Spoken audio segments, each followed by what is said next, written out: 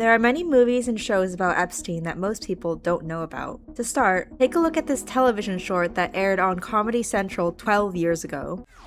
Help me, my parents sold me to a big producer in the record industry. He makes me do things that I don't want to do. Please call child services or maybe SVUs. I just can't take no more rich kids bar mitzvahs or paid sleepovers with Saudi princes. And here's another comedy short made by the same person. In this short, a successful Hollywood writer is required to join a cult in order to gain a lucrative contract. We loved it and have decided to give you a TV special. Since we're an international media company, you're gonna have to meet with the higher-ups and go over some stuff. Is that all right? Sure. Great. Well then, why don't you just show them down the hall? Wow. The fact that these shorts were made such a long time ago gives credibility to the idea that there was, and is, a cabal of satanic elite pedophiles. Before you can do a special on a major cable network, we're gonna need you to sign some things. We'll also need to film you in a lewd act with a minor to use as blackmail. These television shorts were not made in reaction to the recent file release, but rather from, perhaps, an insider perspective, seeing that the creator of the shorts, Trevor Moore, was highly successful and knew how Hollywood works at the elite levels. In 2021, he died suspiciously by supposedly falling off a balcony in what was ruled an accident. In another Trevor Moore comedy short, aptly named Epstein Attention Deficit Disorder, a man says desperately outlandish things to keep the attention of his friends, because the moment his friends don't pay attention to him and look away, he is murdered by the elite cabal.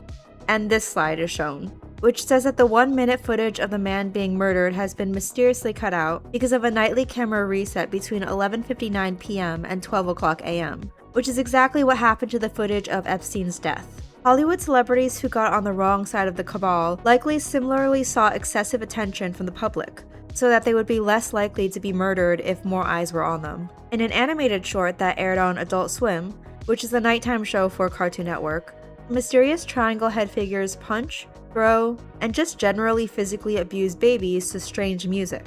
Triangles are associated with the Illuminati as well as with Pizzagate, two conspiracies with ties to the pedophile elite. This is a creepy video, made even creepier knowing that it aired on the nighttime show for Cartoon Network, which was for children. Five Nights at Freddy's is a video game about a serial killer who opens a Chuck E. Cheese-style pizzeria where he murders children and hides their bodies in animatronics. It's very similar to Pizzagate because it takes place in a pizzeria and is about an Epstein-like serial killer. Pizzagate is an honestly probably real conspiracy theory that the elites operated a child trafficking ring in a pizzeria called Comet Ping Pong in Washington, D.C. Five Nights at Freddy's is mostly a video game, but there have been 2 movie adaptations about it, as shown in the past few clips. As you can tell from the clips, this movie had a huge budget. It was distributed by Universal Pictures. The first movie summarized the plot of the video game well, but the second movie's plot doesn't really have much structure to it. It was generally incoherent and ended on a half-baked cliffhanger. The Epstein files show that Epstein viewed Five Nights at Freddy's themed porn and commented that the porn had, quote, amazing animations. There are also rumors that Epstein enjoyed YouTube channels like Markiplier and Game Theory because of their Five Nights at Freddy's related content. Epstein's enjoyment of this franchise makes me wonder if he was involved in the creation of the game. I'm not outright saying that the game devs have Epstein ties, but I find it suspicious that a small indie game was able to reach such wide acclaim. AstroTurfed? Maybe, but ultimately unsure. The game devs could have been trying to expose Epstein, but then why did he enjoy the game so much? The Truman Show is about a man named Truman who is trapped on an island and filmed 24/7. He's on a reality television show but doesn't know this. He thinks he's just living a normal everyday life. Everyone else on the island are paid actors, and he doesn't know this either. He thinks that they're all civilians just like him. But every aspect of Truman's life is controlled by the TV show executive. From the food he eats to what his childhood traumas are. Truman was born on this island and his entire life since birth has been broadcast 24/7 on a live stream, without interruption. The live stream is broadcast to the real-life public, and is the most popular show in the world. When Truman was younger, the TV executive, in order to prevent Truman from attempting any sort of escape from the island in the future, arranged a boat trip where Truman's father and Truman tried to explore the seas. During this boat ride, Truman's father's death was staged during a storm.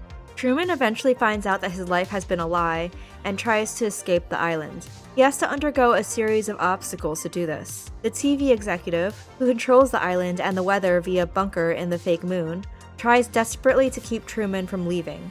Richard Rothschild was a producer of the movie, and it's been proven that Epstein and the Rothschilds did business together. For example, Annabelle Nelson, formerly Annabelle Rothschild, was associated with Epstein. She married into the Rothschilds family and later divorced out of it. Here's an email from her. Quote, "Hi Jeffrey. So I am putting a little group of girls together. Hopefully one of them will have all the right qualities you desire. Wish I was 20 years younger and could speak French. I have to say that a few of my girls, who would be perfect for the job but are unfortunately past their sell-by date, would have all dropped their husband and almost children for the job when I asked them." Here, Epstein tried to help Alice de Rothschild get into Columbia University by leveraging his connections. The reason why I mentioned the Rothschilds is to call out The Truman Show as an Epstein-associated movie, not to give credibility to the anti-Semitic aspects of certain conspiracy theories, obviously. There's a lot of anti-Semitism in online spaces nowadays, and I have no interest in adding to that. When I talk about these various conspiracy theories, I'm not trying to give credibility to the anti-Jewish portions of those theories. Epstein's reach was far and wide, in almost all major countries and religions, from Muslim CEOs to the Dalai Lama to Christian leaders. Epstein influenced elites of all religions. There's nothing in Jewish teachings that inherently promotes pedophilia compared to, for example, other religions like Islam. Just look at the cases of legal child marriage in countries like Iran as an example. That said, no one mentioned in the file should be safe from speculation. If someone is involved with Epstein, I'll talk about that. No religion or country of origin should shield anyone from criticism. Richard Rothschild was literally senior vice president of production for Lionsgate Television and had clear ties to Epstein, so it would be pretty shitty not to mention him. He's just one person, and he doesn't represent Jewish people as a whole. I think everyone can agree with that. The lead actor of this movie, Jim Carrey, was #1 trending in the United States on X shortly after the Epstein files were released. He was trending because his physical appearance during a recent award show was strange. His face looks swollen and unlike how he usually looks. People speculated that the real Jim Carrey was replaced by a clone. This is unlikely. Most likely he just had bad Botox or surgery, a common practice in Hollywood. But the intensity of the public's suspicions and the popularity of these speculations show that The Truman Show was on a lot of people's minds. Anyway, people online love to say that movies like this were created to expose the elites. But in reality, were they? Because it seems to me that a lot of these movies were made to show off power, for ego, or like in the next movie I'll talk about, to spread fear. Eyes Wide Shut is a horror movie about a doctor who accidentally stumbles upon a secret demonic sex cult. Everyone in the cult is rich, powerful, and anonymous. This is the most famous movie I'll talk about, and the director of the movie died less than a week after it was released, which is suspicious. Superficially, it would seem that Kubrick made this film to expose the elite. It's more likely, though, that he was in on it. For one thing, earlier in his career he directed a movie called Lolita, which is basically a pedophile movie. Epstein's airplane that he used to transport wealthy clientele, the Lolita Express, was named after this movie/book. In the Epstein files, there's a picture of quotes from Lolita on a foot. Additionally, in Eyes Wide Shut, there's a scene where an innocent woman is murdered and her murder is covered up. The newspapers call it an accident. In the movie, the author name matches a real-life journalist who claimed that Epstein committed suicide. In both instances, the journalist is covering up a probable murder. Here's an email of an elite cabal member asking Epstein if there are any Eyes Wide Shut style parties that they can attend. This person is speaking about the movie in a positive way. Here's an email an actor sent to Epstein. In the email, this actor brags that they played a role in Eyes Wide Shut. Given all this, it's more likely that Kubrick's death was not caused by his creation of an expose, but rather because he had a highly controlling personality and he and Epstein had creative disagreements during their collaboration, which got him killed. Also, the scenes with the elite sex cult were shot in real-life Mentmore Towers, which was built for the Rothschilds. And the orgy party scene in the movie looks extremely similar to the real-life 1972 surrealist ball hosted by the Rothschilds. During the Rothschilds' party, there were creepy dismembered baby dolls used as decoration. I'm just asking for people to watch Eyes Wide Shut through a more critical lens, rather than just believing the "it's about conspiracy theories so it must be exposing the elite" bullshit that so many film analysis channels on YouTube spew. It's clear from the Five Nights at Freddy's ordeal that Epstein doesn't really mind big-budget media creations about Pizzagate or an elite cabal. Horror movies like Five Nights at Freddy's and Eyes Wide Shut give power to Epstein by creating an otherworldly, godlike fear. They make him seem like an all-powerful sorcerer with connections to the literal devil, rather than just an extremely wealthy and fucked up man who can be taken down with the right strategy. This lie that Epstein is a demon ghost wizard or whatever, in a way, helps him by making people afraid to fight against him. Next up, we have Blink Twice. It's a movie about a working-class woman who is invited onto a billionaire's island. On the island, the billionaire assaults her, while his associates assault other women.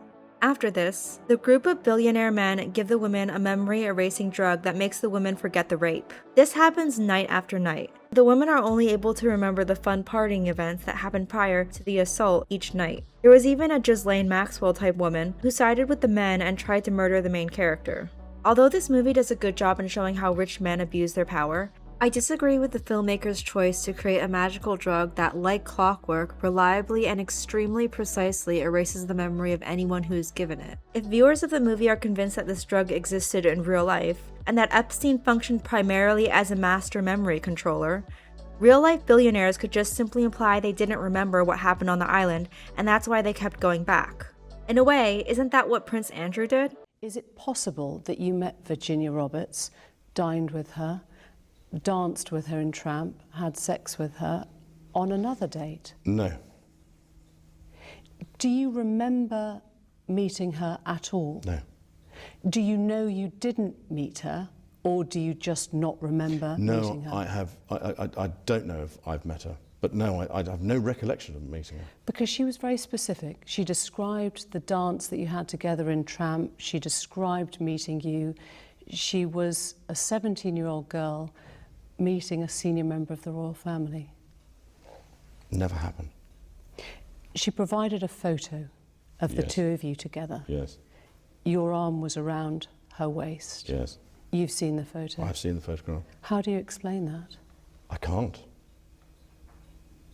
Because I have absolutely no memory of that photograph ever being taken.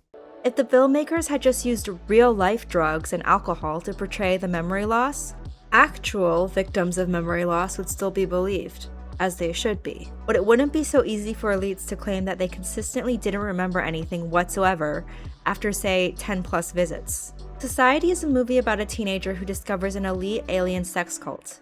All the film review channels that are covering Epstein recommend this movie. I will not. This movie is disgusting. It's like what would happen if you took the substance but removed all the interesting social commentary and added themes of incest and pedophilia. The creature designs look exactly like the substance, I'm not joking. They Live is about a homeless man who learns that aliens are manipulating humans through propaganda.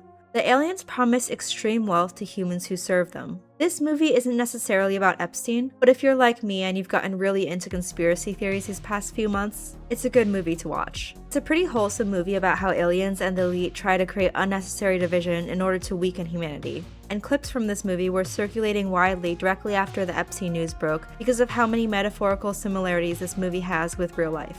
Or not metaphorical. I don't fucking know anymore. I'm going to add another one that's not fully about Epstein because this is a decent movie. What You Wish For is about a chef who is in financial debt. He eventually unknowingly takes on a job to cook humans for wealthy clients. This relates to Epstein because there were references to cannibalism in the Epstein files. Also, here's a clip of a woman talking about Epstein. ¡Humanos! ¡Asquerosidad! ¡Comieron humanos!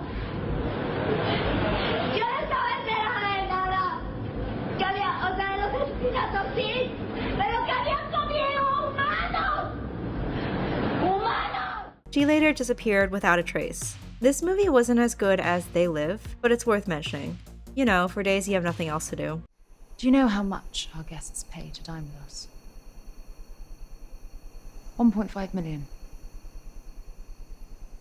That might seem like a lot, but when you factor in the private jets that take our clients to and from the event, the risk that we incur, the fabulous location, and the limited amount per dinner, well, it really isn't They do this all over the world.